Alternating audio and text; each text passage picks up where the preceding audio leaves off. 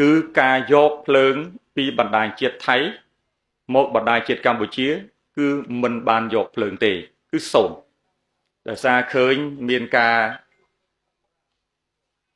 លើកឡើងច្រើនពីរឿងបញ្ហាថៃនិងបញ្ហាភ្លើងរវាងប្រជាជនចក្រថៃនិងប្រជាជនចក្រកម្ពុជាខ្ញុំបាទសូមការបំភ្លឺសូមធ្វើការបំភ្លឺជូនបងប្អូនចូលរួមជាតិពីនេះទៅថាទី1ប្រជាជនចក្រកម្ពុជាយើងនៅពេលនេះម៉ោងនេះថ្ងៃនេះ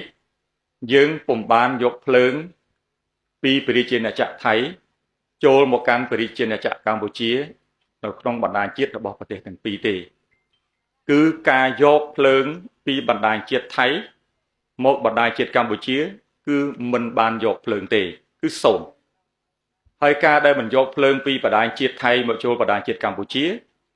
គឺដោយសារប្រជាជនចក្រកម្ពុជាយើងមានអគ្គិសនីគ្រប់គ្រាន់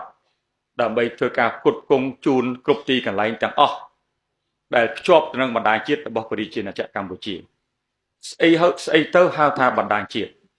ដែលថាបណ្ដាញជាតិគឺជាការភ្ជាប់ភ្លើងតង់ស្យុងខ្ពស់ចាប់ផ្ដើមពីតង់ស្យុង115 kV ដល់230 kV ដល់500 kV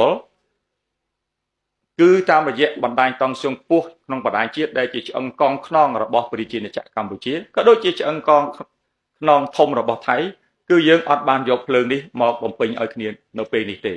ដោយសារយើងមានសមត្ថភាពដើម្បីធ្វើការផ្គត់ផ្គង់ភ្លើងគ្រប់គ្រាន់ដោយឡែកមានសហគមន៍តែ3ទេនៅក្នុងប្រជាជនចក្រកម្ពុជាដែលជាប់នឹងព្រំដែនដូចជាតំបន់ខ្លះនៃអូស្មាច់ដែលយកភ្លើងពីថៃតាមរយៈតង់ស្យុងមធ្យមខាងហ្នឹងអត់ចូលបណ្ដាញជាតិទេគ្រាន់តែភូមិចិត្តគ្នាយកបន្តិចទៅដោយសារវាចិត្តគ្នាប្រសិនបើមានការផ្ដាច់ពីថៃ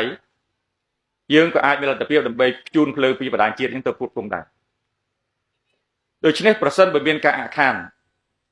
បណ្ដាញជាតិរបស់យើងគឺអាចឈរជើងបាន